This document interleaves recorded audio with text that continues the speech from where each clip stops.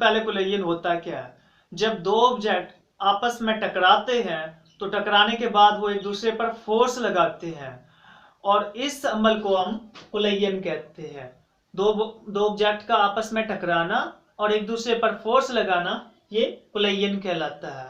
Example, ये एक बंदा है, ये पर्सन है, ये फॉरवर्ड मूव कर रहा है, इसके सामने से एक और पर्सन है, ये इसी की तरफ आ रहा है। तो एक स्टेज आएगी कि ये दो बंदे जो है आपस में टकरा जाएंगे। जब ये टकराएंगे तो एक दूसरे पर फोर्स लगाएंगे, यानी कि एक दूसरे को धक्का लगेंगे, इनको यानी कि धक्के की सूरत में फोर्स लगेगी। इस फोर्स लगाने को हम कहते हैं कि ये दो ऑब्जेक्ट जो है आपस में इंटरैक्ट कर रहे हैं। ठीक है, when two bodies exert force or interact one another, तो इस प्रोसेस को हम कोलिजन कहते हैं।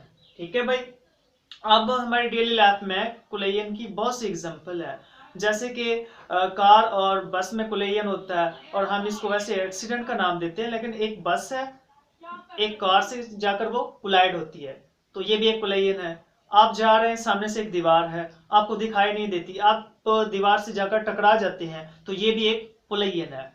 कोलिजन को हम दो टाइप्स में डिवाइड करते हैं। कोलिजन की दो टाइप्स हैं, एक टाइप है इनइलास्टिक कोलिजन और एक टाइप है इलास्टिक कोलिजन। तो सबसे पहले इलास्टिक कोलिजन को मैं डिस्कस करता हूँ। इलास्टिक कोलिजन क्या है भाई? इलास्टिक कोलिजन में काइनेटिक एनर्जी जो है वो कांस्टेंट रहती है, काइनेटिक एनर्जी सिस्टम की कंजर्व्ड रहती है।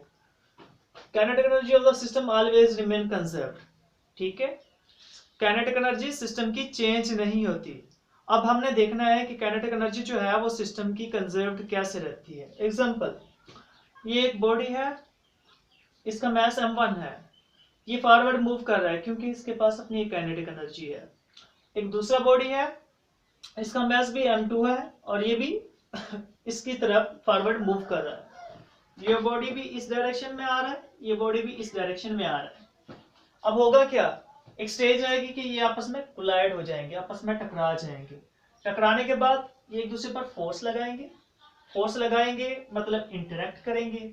जैसे ही ये बॉडी आपस में टकराएंगे ये बाउंसिंग बैक हो जाएंगे।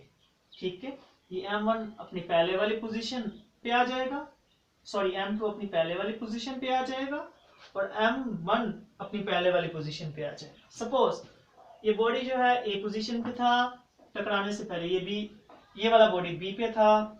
जब ये टकराए तो ये वाला बॉडी जो है m1 ये अपनी पहले वाली पोजीशन बी पे आ जाएगा और ये वाला अपनी पहले वाली पोजीशन ए पे आ जाएगा। इट्स मीन कि क्योंकि ये बॉडी मूव क्यों कर रहा था, काइनेटिक एनर्जी की वजह से। ये भी बॉडी काइनेटिक एनर्जी की वजह से मूव कर रहा था।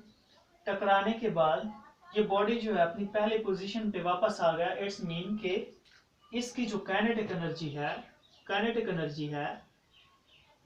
एनर्जी जो है वो कंजर्व्ड रही, काइनेटिक एनर्जी कंजर्व्ड रही। m1 भी अपनी पहली पोजीशन पे आ गया, m2 भी अपनी पहली पोजीशन पे आ गया। तो इसका मतलब ये है कि दोनों ऑब्जेक्ट की, दोनों बॉडीज की काइनेटिक एनर्जी कंजर्व्ड रही, सिस्टम की काइनेटिक एनर्जी में कोई चेंज नहीं आया। तो ऐसे कोलिजन को हम इलास्टिक कोलिजन कहते हैं। अब बात करते हैं कि ये जो इलास्टिक कोलिजन है ये एक आइडियल केस है। ये एक आइडियल केस है। आइडियल केस मीन कि वो चीजें जिनको हम सोच सकते हैं, हमारी प्रैक्टिकल लाइफ में इनका यानी ये पॉसिबल ही नहीं है। प्रैक्टिकल लाइफ में इलास्टिक कोलिजन नहीं होता। प्रैक्टिकल लाइफ में एक और कोलिजन होता है जिसको हम इनइलास्टिक कोलिजन कहते हैं। ये इनइलास्टिक कोलिजन इलास्टिक कोलिजन के अपोजिट है। ठीक है भाई, इसमें काइनेटिक एनर्जी कंजर्व्ड रहती है, इसमें इनइलास्टिक कोलिजन में काइनेटिक एनर्जी कंजर्व्ड नहीं रहती। सिस्टम की काइनेटिक एनर्जी कंजर्व्ड नहीं रहती। कैसे कंजर्व्ड नहीं रहती, इसकी भी एक एग्जांपल है भाई। सपोज ये एक टेनिस बॉल है भाई, ये एक टेनिस बॉल है, इसका मास m1 है। ये दूसरी टेनिस बॉल है, इसका मास भी m2 है। अब इसके पास भी अपनी काइनेटिक एनर्जी है, इसके पास भी काइनेटिक एनर्जी है, इसके पास भी काइनेटिक एनर्जी है। ये भी फॉरवर्ड मूव कर रही है, ये भी फॉरवर्ड मूव कर रही है काइनेटिक एनर्जी की वजह से। तो जब ये आपस में टकराएंगे तो आपस में इंटरैक्ट करेंगे। ठीक है, इनमें जब ये आपस में कोलाइड होंगी, जब ये दोनों मास आपस में कोलाइड होंगे तो कोलाइड होने के बाद ये बाउंस बैक हो जाएंगे। तो हमने देखा भाई टकराने के बाद ये M1 जो है थोड़ा सा इस पॉइंट पे गया, M2 इस पॉइंट पे आया, थोड़ा सा टकराने के बाद थोड़ा सा ये एक दूसरे से सेपरेट हुआ, थोड़ा सा इनमें सेपरेशन हुई। अब ये मैं कहता हूँ कि ये एक दूसरे से जो है ये ए पोजीशन पे था टकराने से पहले, ये बी पे था। जब इनमें कोलिजन हुआ तो देखें ए पोजीशन इस पॉइंट तक है और बी जो है इस पॉइंट।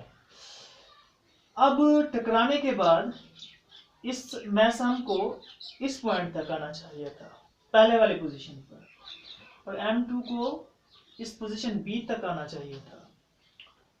तो हुआ क्या, इट्स मीन कि इन दोनों बॉडीज की काइनेटिक एनर्जी जो है वो लॉस्ट हो गई, काइनेटिक एनर्जी खत्म हो गई, काइनेटिक एनर्जी डिसिपेट हो गई।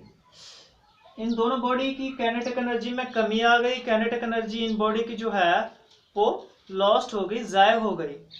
काइनेटिक एनर्जी ज़ायब होने से ये बॉडी M1 अपनी पहले वाली पोजीशन पे नहीं आ सका और ये M2 भी अपनी पहले वाली पोजीशन पे नहीं आ सका। तो ऐसा कोलिजन जिसमें काइनेटिक एनर्जी कांस्टेंट ना रहे उसको इनइलास्टिक कोलिजन कहते हैं। और ये इनइलास्टिक जो कोलिजन है ये हमारी एक्चुअल लाइफ में होता है। हमारी एक्चुअल लाइफ में, हमारी डेली लाइफ में जितने भी कोलिजन होते हैं वो इनइलास्टिक होते हैं। मैंने एग्जांपल समझा दी है। आप इधर एग्जांपल लिखिए, collision of two tennis ball. जब दो टेनिस बॉल आपस में कोलाइड करती हैं तो उनमें कौन सा कोलिजन होता है, इनइलास्टिक कोलिजन। अब ये देखो भाई, bouncing back of hard ball from Sandy floor. आपके पास हार्ड बॉल है, नीचे सैंडी फ्लोर है, मतलब रेत का एक फर्श है। आप ऊपर से जब हार्ड बॉल को ड्रॉप करोगे तो वो हार्ड बॉल जो है वापस नहीं आएगी। वेल फर्स्ट फॉर एग्जांपल ये आपका फर्श है, इस पोजीशन से आपने हार्ड बॉल को ड्रॉप किया। जब हार्ड बॉल इस सैंडी फ्लोर से टकराएगी तो वापस इतना हाइट तक आएगी, बॉल जो है वापस इतना हाइट तक आएगी, फॉल ऊपर नहीं आएगी। इट्स मीन के बॉडी की, हार्ड बॉल की काइनेटिक एनर्जी कंजर्व नहीं, जो काइनेटिक एनर्जी है वो कांस्टेंट नहीं रही, काइनेटिक एनर्जी वेस्ट हो गई, काइनेटिक एनर्जी ज़ायब हो गई। अब ये सवाल ये पैदा होता है कि काइनेटिक एनर्जी, ये जो एनर्जी काइनेटिक एनर्जी वेस्ट हो जाती है ये गई कहाँ।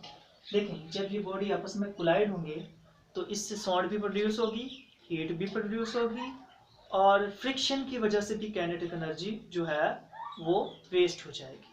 तो इस वजह से ये बॉल जो है वापस नहीं आ सकेगी। अब इधर लिखा है bouncing back of hard ball from marble floor. ये आइडियल केस है, हम हार्ड बॉल को फेंकते हैं वो वापस अपनी पहले वाली पोजीशन पे हमारे हाथ पे। बिलफर्स मैंने इस हाथ से इतनी ऊंचाई से, इतनी हाइट से बॉल को फेंका तो वापस जो है बॉल मेरे हाथ में आ जाएगी। तो ऐसा केस इलास्टिक कोलिजन में होता है।